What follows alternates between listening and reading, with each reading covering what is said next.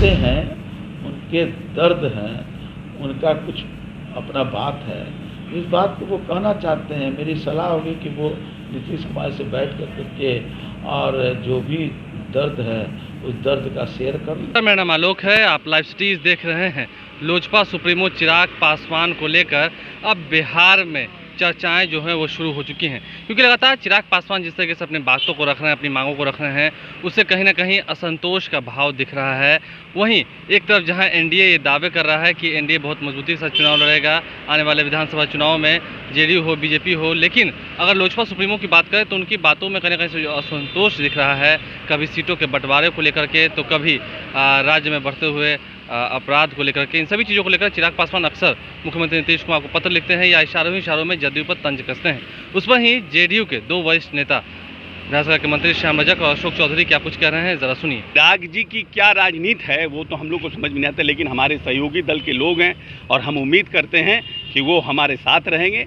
लेकिन उनकी अपनी कोई अभिलाषा रहती है मन में, तो उस अभिलाषा के लिए कुछ बोलते होंगे, लेकिन हमको नहीं लगता है कि पूरी तरह से एनडीए इंटैक्ट है। चिराग जी भी पूरी तरह से नीतीश जी के नेतृत्व में ही चुनाव लड़ेंगे। अच्छा, पहले ही आज ये मुद्दा लपक लिया है कि कल जब लालू यादव ने ट्वीट किया कि नीतीश कुमार नहीं निकल रहे, इसलिए आज नीतीश कुमार कैबिनेट की बैठक में जा रहा है। मतलब कि हर मंगलवार को कैबिनेट होता है, कोई पहली बार थोड़ी कैबिनेट हो रहा है। कोरोना काल में भी वीडियो कॉन्फ्रेंसिंग से कैबिनेट हो रहा है, अब अनलॉक हो गया है, सब लोग काम पर निकल गए हैं, तो कैबिनेट भी हो रहा है। दलित विधायकों का सवाल है, उस पर बड़ा स्पष्ट है कि जब आरजेडी का शासनकाल था 2004-5 में, तो दलितों के लिए कोई विभाग भी नहीं था, कल्याण विभाग मात्र था, और उसका बजट जो अनुसूचित जाति जनजाति का बजट था वो सिर्फ 40 करोड़ रुपया था, और आज 1550 करोड़ रुपया का बजट है दलितों के उत्थान के लिए, अनुसूचित जाति जनजाति। इसलिए आरजेडी इसके ऊपर क्या बोलेगा?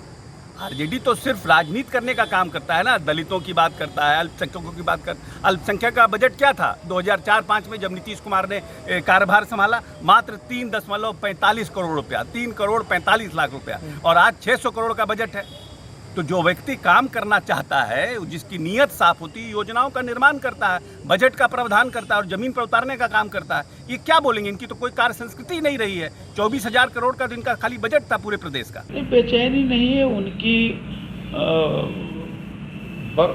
अपने वक्ता के रूप में वो अपनी बात को रखने का काम कर रहे हैं, हम उसको बेचैनी के रूप में नहीं लेते हैं। हर एक ये है एनडीए, हर एक दलों का भी अपना अपना एजेंडा है, तो वो दल अपना एजेंडा के रूप में देने का काम कर रहे हैं। हालांकि नीतीश कुमार के नेतृत्व में किसी का प्रश्नवाचक चिन्ह नहीं है। बीजेपी ने भी साफ साफ कह दिया है, अभी वर्चुअल जो रैली हुआ उसमें भी भारतीय जनता पार्टी के पूर्व अध्यक्ष वर्तमान गृह मंत्री ने भी कहा है कि नीतीश कुमार के नेतृत्व में ही यहाँ पर सरकार बनेगी और फिर किसी तरह की कोई नुक्ता नहीं है।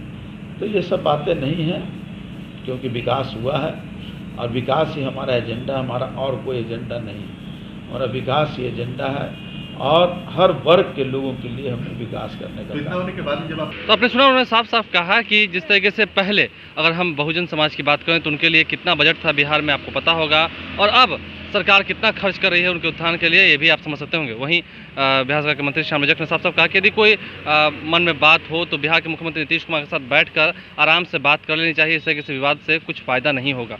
क्या जिस तरीके से बयान चिराग पासवान के निकल के आ रहे हैं उससे विपक्ष को मजबूती मिलेगी, या जिस तरीके से सत्ता पक्ष के नेता समझा रहे हैं चिराग पासवान को, उनकी बातों को मानकर चिराग पासवान अब आपसी सहमति बनाएंगे, बैठकर कहीं बात करेंगे?